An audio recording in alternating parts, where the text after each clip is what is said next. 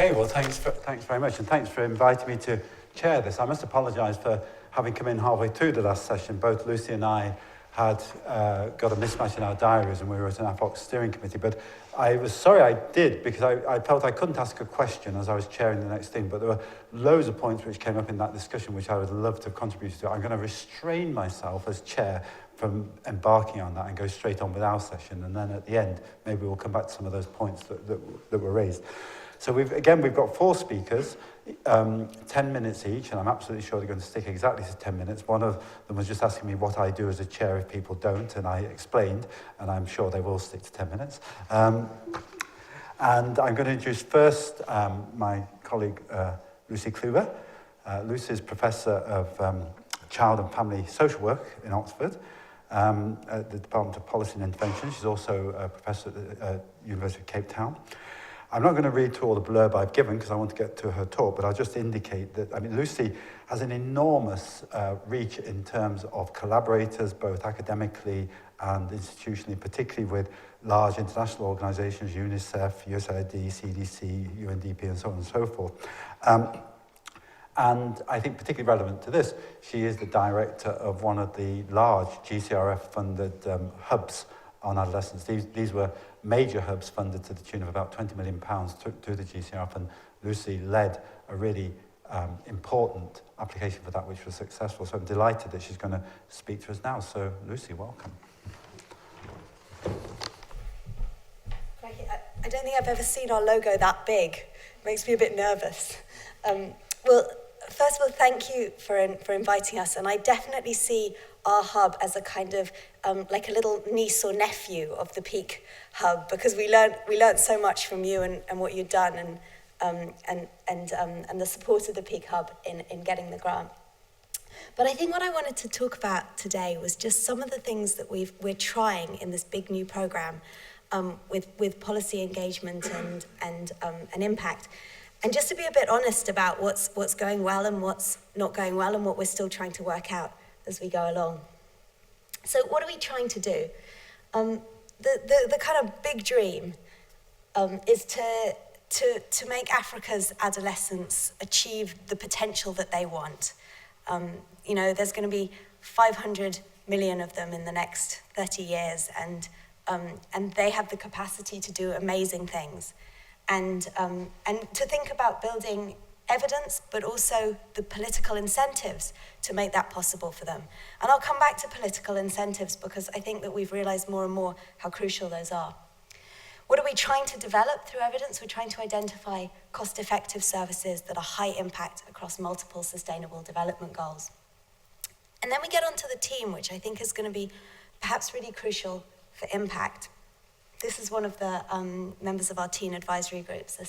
She's from Sierra Leone. So the kind of dream of how we were going to put this project together was that we were going to combine young people, governments, priorities and engagements with international agencies and donors and research in a kind of beautiful jigsaw puzzle. And I think we're trying to do that, certainly. But it does certainly have a set of learnings that thing doesn't really fit into a puzzle. They're quite different things, and the engagements and feedback you get from young people are so different sometimes from the priorities of governments.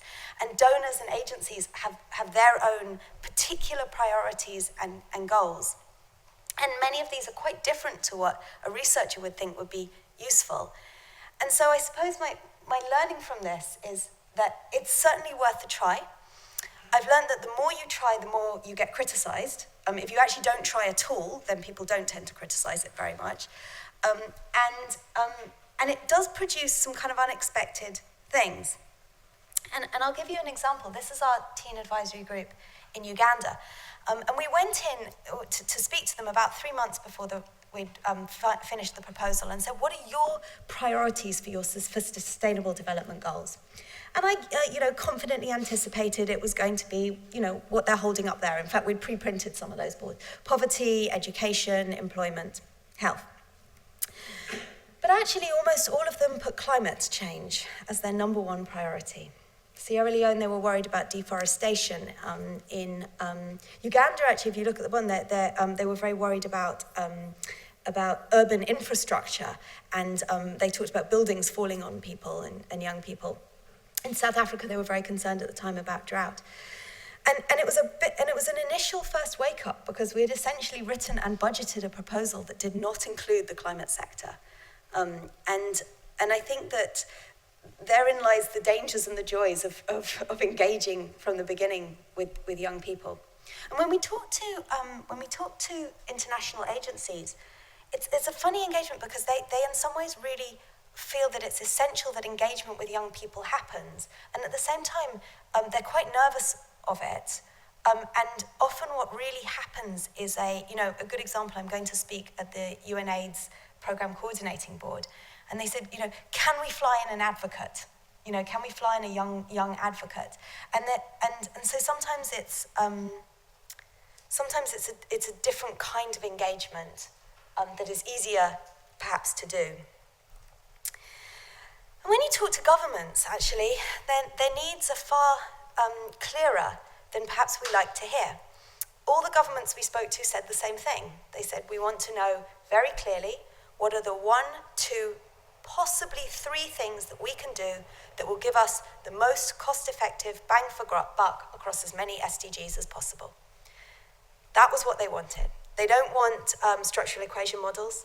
They don't want our fancy qualitative work. They don't want really youth engagement. What they want to know is what's most cost effective, and they don't really want more than 2 or 3 things.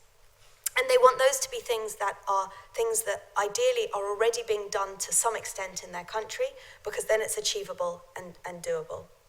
And so we can start to think about the way that we convey things to a government. And this is a sort of experiment that we're trying at the moment, which is to think about the way that research is and how that may or may not fit with what a government wants. And so this is an example of our current state-of-the-art of research evidence. So what we'll do is we'll say, let's say something like violence prevention or HIV prevention for adolescent girls. We will go through all the evidence, we'll find everything with a randomized controlled trial that's been effective, and we put them in a big list and we say, do those, do all of those. And that is the state of the evidence right now. But for a government, that feels almost impossible. And what happens in the feedback we get is that they make an arbitrary selection of 1 or 2 of those based on what is already happening or what is easy or what is intuitive. And so we're starting to talk to them about cake making and whether a complicated, beautiful wonder cake could be provided with the same impacts, a cake that is a bit different but just as good, with much simpler sets of ingredients, and whether we could use evidence and science to find those combinations rather than doing it intuitively. And I don't know, give us a year or 2 and we'll tell you whether these kinds of approaches are successful. But certainly we're trying to play with kind of metaphors and analogies and things that people feel comfortable and clear with, to get across sometimes quite complex concepts. This I think we've done less well at. This is the kind of results that our hub is producing. It's saying that if you can combine parenting support, safe schools and cash transfers, that we see positive impacts across multiple sustainable development goals. I still think it's too fiddly. I still think we need to work on the messaging and imagery of this. But I think that for many of us researchers, we get challenged by the fact that we have complicated findings, and we need to try and translate them into something which someone can look at and say, oh yes, that's something that I feel I can do. How long have I got, Kevin? Oh. Okay. So the next, I think, lesson for us, we charged in and we said, right, we need to have all of these partners. And when we go through these partners, when we go through them, and we just had a big meeting in New York with our strategic advisory group, which was most of the UN partners and donors. And we're clear that we do need all these partners. But I think what we're not very clear about is how the hell we're going to manage this set of partnerships over the next 5 years. And any advice on that would be very, very welcomed. But one thing we're very much learning is that there's there's this whole dynamic within, for example, UN agencies, and including some UN agencies and not including others says certain things within the UN system. And that within each UN agency, there's the HQ in New York or Geneva, but then there's also the regional office and there's the country office. And there may be quite differing agendas and approaches between those three offices. And that it's helpful to think strategically, which I should say we didn't, about who are those wise people to have at least gone and spoken to at the very beginning. And this is just some examples of three types of policy impact that have happened completely not in the proposal. They've all happened since we started the hub. World Food Programme came to us and said, we'd like to learn how we can do cleverer combinations with our school feeding schemes. And so we're working with them to inform a programme which should be covering something like 400,000 schools in Burundi and try and work out what they can add to school feeding to make it more effective. PEPFAR and USAID came to us and said the country offices were complaining, just as we talked back at the cake, that their Big Dreams program was too complicated. There were too many ingredients. And could we merge two interventions together to try and make something that would be a kind of no longer than the original one combined version? Now, anyone who's developed an intervention knows that it's kind of like chopping the leg off yourself, because you know, we all think our programs are perfect, and then having to remove something in order to add something else is a very painful experience. So we've just tried, and we'll be seeing how that goes. We'll also completely ignore this diagram because we've just rerun the models and found out this is wrong. So can you ignore the numbers, please? But this is just to say that the Global Partnership to End Violence, who've developed this big international violence prevention program, have again come back to us and said, can we think together about how to identify what combinations, what simple, clear combinations can have the biggest impact across multiple forms of violence? Because they're increasingly finding that something like sexual abuse has a lot lower level of political incentive than something like youth crime. And that if we can work out what can impact both of them, we might get more traction. And so we're increasingly realizing that our evidence can become part of an advocacy movement, which is not to do with us, in a sense. It's a wider advocacy movement.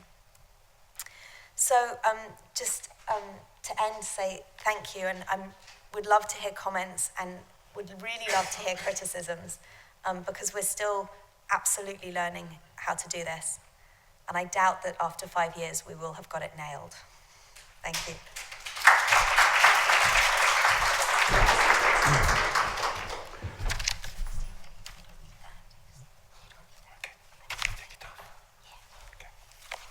Great, thanks. Sorry, we're just conferring about whether I need this or not. Apparently I don't. That was fantastic, and and also your timing was fantastic, so that was great. So we're going to go on now to our next speaker, who is Jim Coleman. Jim is Professor of Professional Practice in the School of Architecture and Cities at the University of Westminster in London. He's an expert in urban economics and urban resilience, and also at the Oxford Policy Management, he provides economic advice to national governments, urban development companies, municipal authorities, and international development agencies. And he's got a very wide-ranging experience in developing urban economic plans and strategic frameworks, and then a long list of his areas of expertise, which I'm not going to read out because it's really pretty much everything to do with development and cities and urbanization. And so, Jim, please welcome to give us your 10 minutes. Okay. Good afternoon, everyone. It's a pleasure to be here to talk to you. I have two jobs. I'm a professor at Westminster in the School of Architecture and Cities, but my main job is working for Oxford Policy Management, which is literally around the corner from us here. So OPM, as we're known, our main business is economic and social development, mainly in low and middle income countries. And we work really in the donor space. We work for a lot of major donors of economic and social development programming. Our biggest client is DFID, the Department for International Development, but we work for other major donors. We work for development banks such as the World Bank and the African Development Bank. And we really operate in a lot of different technical areas, which range from developing statistical capability, statistical agencies for different governments, through to healthcare, education reform. We work in economic development, we work in private sector development. Lots and lots of different components that go together to improve the economic and social well-being of people mainly in low and middle income countries. My part of OPM, I lead the